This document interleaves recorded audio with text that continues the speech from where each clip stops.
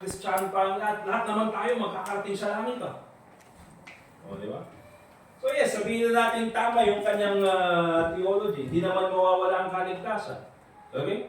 You will never lose your salvation. But you see, if you have that kind of mindset, that, oh, God already saved me. Christ already saved me. So now I can live my life however I want.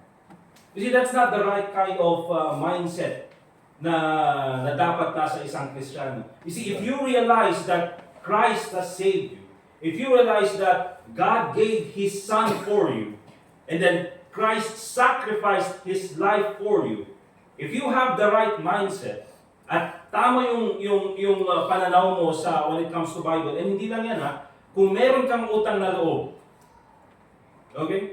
At na-realize mo lahat ng ginawa sa iyo ng Panginoon, you will do your best to live your life for Christ. Okay? Kaya kung titignan natin, ganun yung ginawa ni Apostle Paul. Okay? Talagang sobrang pasalamat niya sa Panginoon that He counted him faithful into the ministry, although sabihin natin napaka-dilim at napakasama ng kanyang nakaraan. Because ang tamang perspective dapat is because God saved you, because Christ saved you, He owns your life, and therefore, you should live your life for Christ. Letter B, there are rewards available to believers at the judgment seat of Christ. Okay? May mga iba't ibang mga rewards na nakalaan para sa mga believers. So although there is this feeling of suffering loss, okay, probably the feeling of embarrassment because we did not spend our best living our life for Christ. Kaya nga, even yung sa songbook, yung kinakanta natin minsan, na yung song na, I wonder have I done my best for Jesus. Okay? That song ay isinulat ng isang Kristiyano na akala ng kanyang mga kasama is that, oh, this is a very faithful person, very faithful man. Napaka-faithful ng tao na ito. He's not a pastor, he's not a preacher, but he's very faithful in serving God. So, ang kanyang last words, although ganun yung tingin sa kanya ng mga tao, is that, I wonder have I done my best for Jesus. Diba? So, oftentimes, mga kapatid, even yung mga taong faithful, even yung mga taong nakikita natin na, ginagawa nila yung best nila to serve Christ. Ang dami nilang nagawa kaysa sa atin, but still, hindi pa sila nakarating sa langit, pero they're still wondering if they have done their best for Christ. Okay? So, letter B, there are rewards available to believers at judgment seat of Christ. So, ito naman yung, I believe this is the wonderful thing na makukuha natin as believers. Number 1, the crown of righteousness. Okay, let's go to 2 Timothy chapter 4, verse 7 and 8.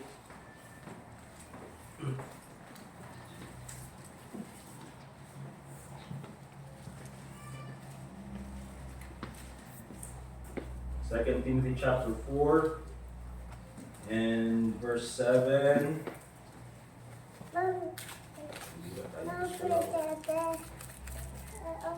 Okay, 7 and 8. The Bible says, I have fought a good fight, I have finished my course, I have kept the faith.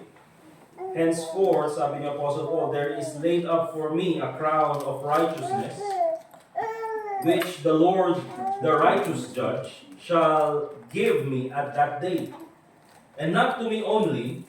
So, may nakalaan ng crown of righteousness kay Apostle Paul. At that day, talking about the judgment seat of Christ.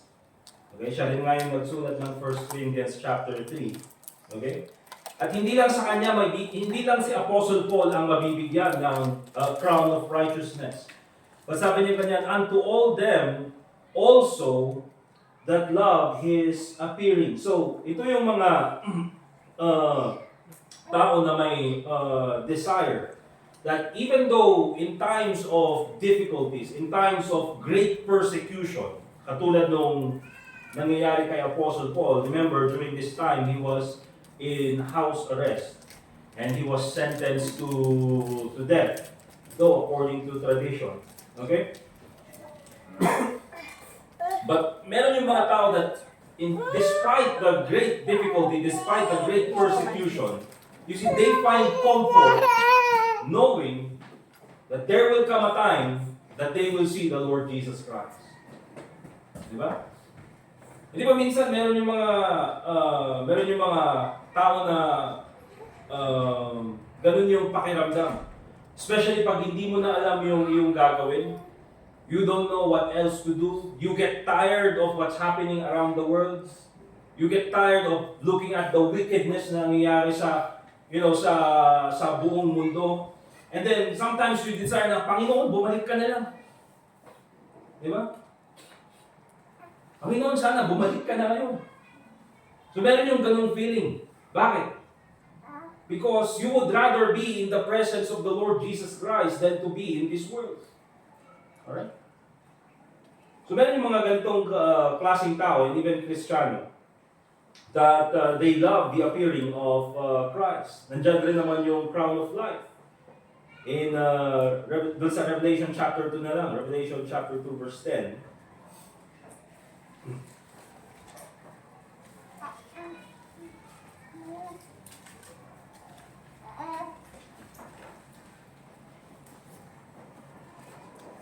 Revelation chapter 2 and in verse 10, the Bible says, I was in,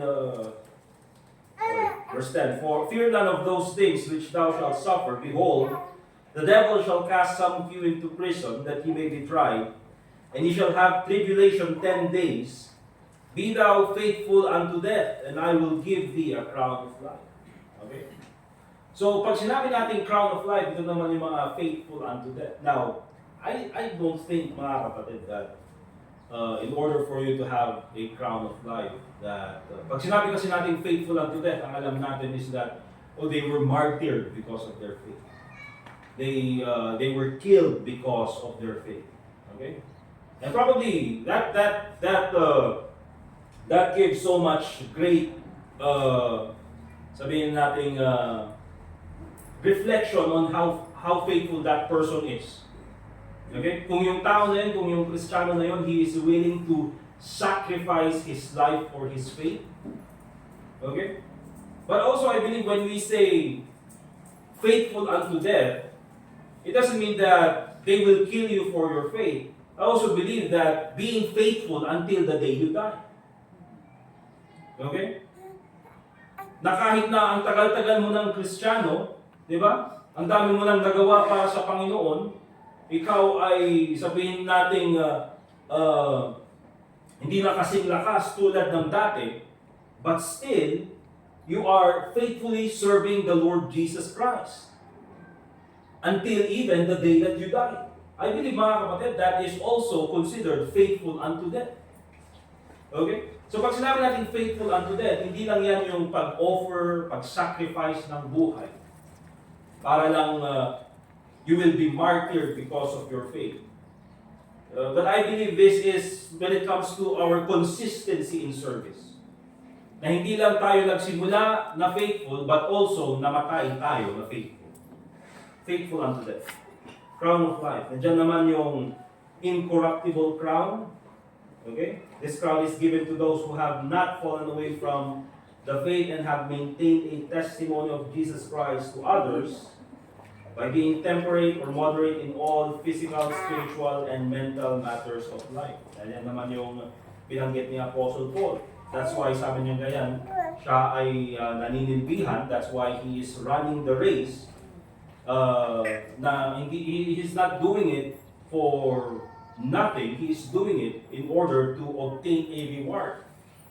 Okay? The crown of rejoicing, number 4. 1 Thessalonians chapter 2, verse 19.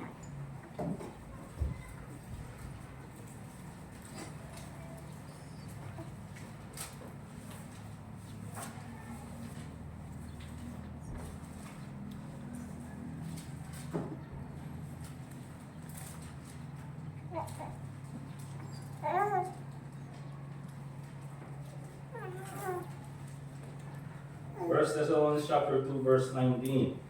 Ang sabi ng Bible, 1 Thessalonians 2:19, for what is our hope or joy or crown of rejoicing?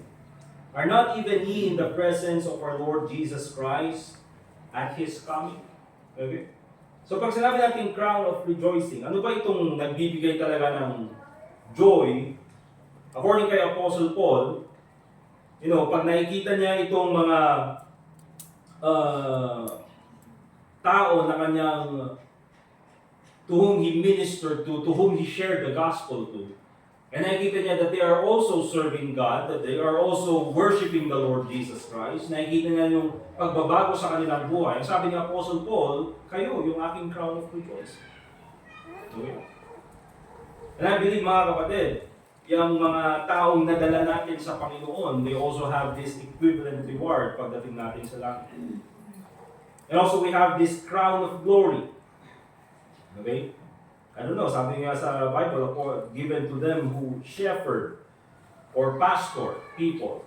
But I think, mga kapatid, this is not only talking about pastors only, but I believe this is also about any believer who is actively investing the Word of God to others. Teaching the Word of God to others. I believe yung ating crown of glory ay hindi lang ito exclusive sa mga pastors or teachers na nagtuturo ng salita ng Diyos. There are also Sunday school teachers who are teaching the Word of God sa mga bata. Okay? So, what's the purpose of all these rewards? I mean, pag binigay ba sa atin yung mga rewards na yan, sasabihin natin, see, Brother Anthony, I have more rewards than you. Okay? Brother Jaser, tahimik lang si Brother Jaser, pero siya pala yung pinakamaraming reward. Wow. Diba? Tapos si Brother Edgar naman, dapat mo di extra reward. Diba? Tapos mamaya, meron din pala siyang mas marami. No, hindi po ganun, mga kapatid, ang purpose ng rewards. That's not the purpose of rewards according to the book of Revelations. Any reward that is given to us will be laid at the feet of the Lord Jesus Christ. Bakit, mga kapatid? What does that represent? The service that we have done for Him. Okay? Yung ating buhay na binigay sa atin ng Panginoon, the salvation that God has given to us, nothing can repay that. Okay? Hindi mo yan mababayaran. Even these, mga kapatid, these crowns, we are not paying what Christ had done for us. I mean, who can pay what Christ had done on the cross? That He will give His life for us. That on the cross, sabi ng Bible, God died. Kasi sabi natin, yes, salvation is simple. Believe in the Lord Jesus Christ and thou shalt be saved. Call upon the name of the Lord. Okay? For whosoever believeth in Him should not perish but have everlasting life. Salvation is simple. But behind that term na simple, at titignan mo yung ginawa niya sa cross, God became flesh, the Lord Jesus Christ, and died on the cross. God died on the cross. Pambira, mga kapatid, kung ilalagay natin yan sa isang sentence, how can God die? But He did that for our sake. Ginawa niya lahat ng bagay na yan. So, none of us can repay. Hindi natin mababayaran yung ginawa ni Kristo para sa atin. Hantay mo mabaydan. Dinarabit niya po Diyos para kanya tayo. So, this thing, mga kapatid, what does this represent? That all our worship or all our service na ginagawa para sa Panginoon, it culminates in us worshiping the Lord Jesus Christ. Kaya pagdating natin sa langit, mga kapatid, I believe that is the ultimate, let's say, token of appreciation that we can give to Christ. Na maipakita natin na, Panginoon, salamat sa ginawa mo sa amin. And this is my appreciation for you. Ito yung mga crowns na tanggap ko. Panginoon, these are all because of you and only to you. Okay? And lastly, mga kapatid, how can you prepare for the judgment seat of Christ? Remember, you're already going to heaven. Okay? But how can you prepare for the judgment seat of Christ? Letter A, focus your life on things that will matter in eternity. Okay? Itong gold, silver, and precious stones na nabanggit natin, these are the ones who will be left, that are left when all our works are put into the fire. Okay? Gold, silver, precious stones. Okay? So, this is only my teaching, mga kapatid. I have not seen this teaching from others. So, this is only based on my study of the scriptures. Alright? That gold represents deity. Nakuha ko yan, mga kapatid, doon sa ginawa ng mga wise men when they presented gold. Yung gold represents the divinity of the Lord Jesus Christ. Because when you worship, serve, and magnify Christ as God, you lay up gold in heaven. Exodus 39:30. Tingnan natin. Exodus chapter 39 and verse 30.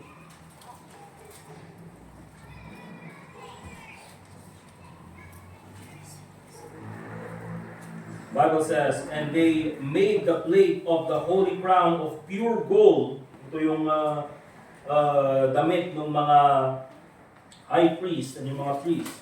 And wrote upon it in a writing like to the engraving of a signet. Signet. What? Signet. Signet? Okay, signet. Holiness to the Lord. Okay, so pag sinabi nating gold, it's more focused on the deity. Okay?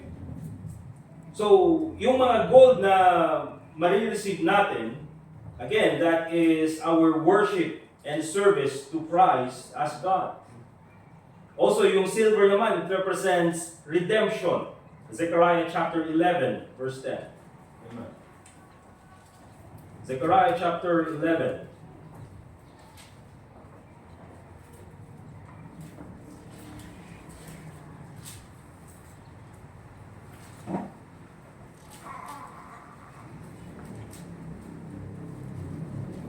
Ang sabi ng Bible, and I took my staff, even beauty, and cut it asunder, that I might break my... 11 verse... Ano ba? 10 to 12. And it was broken in that day, and so the poor of the flock that waited upon me knew that it was the word of the Lord. And I said unto them, if you think good, give me my price, and if not, forbear. So they weighed for my price 30 pieces of silver. Again, mga kapatid, ito po yung, let's say, a prophetic message from Zechariah. Because kung titignan po natin, the Lord Jesus Christ, they bought Him for 30 pieces of silver, the price of a slave. Okay?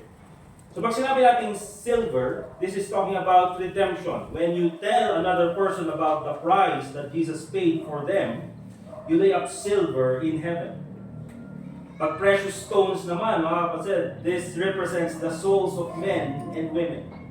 Okay, may kita natin yung 1 Peter chapter 2. So when you lead someone to Christ, you lay up precious stones in heaven. So ito yung mga kailangan natin gawin, mga kapatid, so that we'll be able to invest more of these when we get to heaven. Okay? And of course, kailangan gawin natin with the right motive. Let there be focus on pleasing the Lord with your life now. Magmula ngayon, just focus on pleasing the Lord. Okay? Karamihan sa atin, mga kapatid, ay 30 plus years old. We have experienced worldliness. We have experienced what the world can offer. At tulad ng sabi ko, the reason why we are here, the reason why we're doing our best na maging seryoso in serving God, is because we found out that there's no happiness outside God. Okay? At kaya from now on, mga kapatid, let's get serious serving the Lord Jesus Christ. Let's do more for the Lord Jesus Christ. Let's focus na tayo we are pleasing God instead of pleasing ourselves and our fellow men. And of course, letter C, focus on being held accountable for your life. So, tanggalin na natin sa ating isipan na, pagdating sa langit naman tayo lahat, pupunta. Di ba? Yun naman ang pinaka-importante. Yes, that's the most important thing. But when you face the Lord Jesus Christ, katulad ng sabi ng hymn, are you going to face Him empty-handed? Or will there be crowns that you can lay at His feet? And I believe, mga kapatid, after all Christ had done for us, and at pagdating natin sa langit ay wala tayong maibibigay and we are empty-handed, I believe, mga kapatid, that is embarrassing for us. That we have not done anything for the one who saved us. Remember, we are not repaying what Christ had done for us. Sana man lang, meron tayong maipakitang a little token of appreciation. Panginoon, thank you for saving me. This is what I have done for you. Because of you, and only through you. Kung tayo nga, mga kapatid, when we travel to another place, we make it to a point that when we get home, meron tayong kasalubong. Meron tayong madala. Okay? Na may bigay natin para sa mahal natin sa buhay. What are you going to give to God? Peanut brittle? Yun, peanut brittle. Ikapuwak di bagyo, ako Diyos, peanut brittle. Sana naman may bigay natin gold, silver, precious stones. Okay? You can put that in the crowns that we lay on Jesus. Anyway, mga kapatid, that's the end of our lesson. We'll have another lesson next week. Let us pray. Dear God, Heavenly Father, thank you for the time you've given to us to study your word. Muli po, Panginoon, ikaw po muli ang mabigyan ng kapulihan sa lahat po ng iyong ginawa sa aming buhay. At dahil po sa mga ginawa mo sa buhay namin, Panginoon, I pray, Lord, na ikaw po muli ang mamuno sa aming kalagitnaan as we continue in our service. And also pray in Jesus' name, Amen. Okay, so yun po, mga kapatid, we'll have 10 minutes break.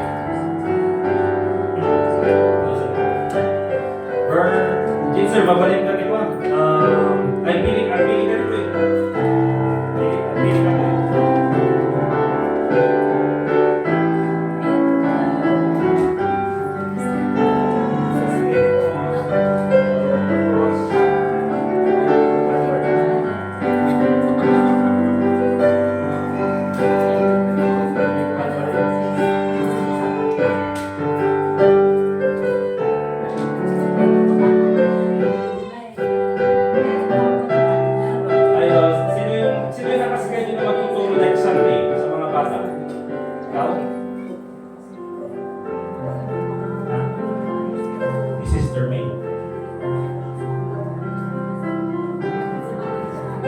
Baka dagdagan natin yung lesson mo na ano. Huwag sila mag-communion. Hindi yun yung katawan ni Kristo, ha. Hindi yun yung katawan ni Kristo. Hindi mo pwedeng kainin si Kristo. Skyflakes lang yun.